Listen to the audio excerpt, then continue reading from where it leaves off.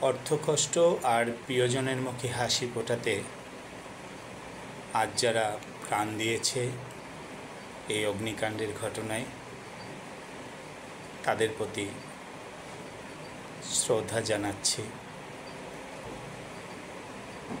পরিবারের এই শোক কাটিয়ে উঠুক।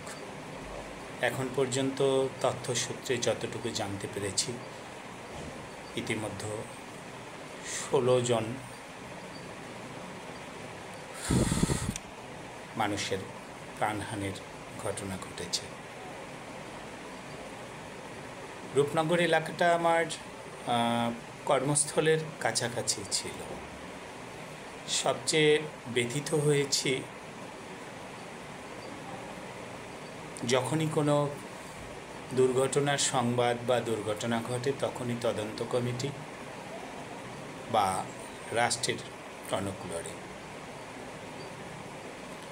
এই টনক নড়তে কতটা বিচার হয়েছে আমরা এখন পর্যন্ত সম্পূর্ণ জানতে পারিনি। সাধারণ মানুষ যারা আমরা শ্রম বিক্রি করতে আসি, নিরুপায় হয়ে আমরা বিভিন্ন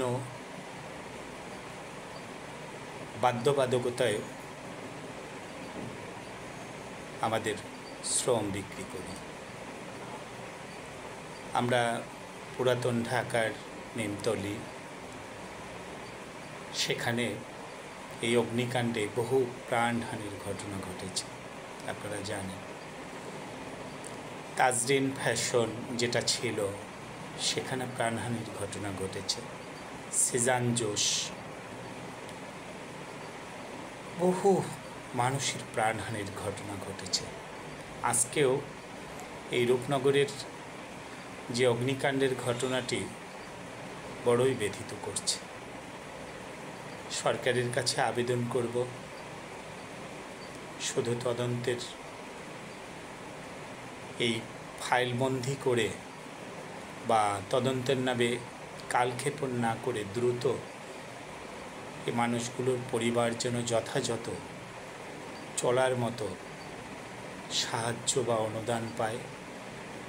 সেই সাথে যারা এই আবাসিক এলাকায় কেমিক্যাল বা ফ্যাক্টরি তৈরি করে,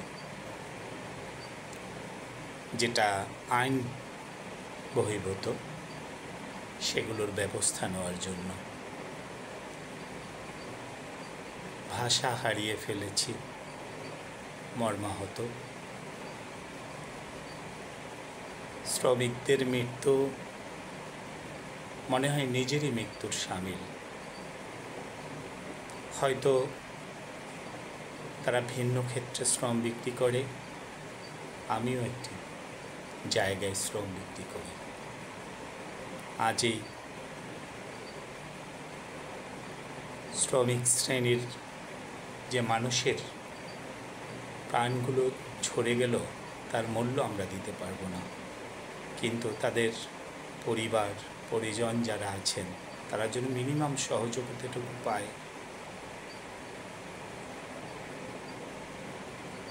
সবাই ভালো থাকবেন।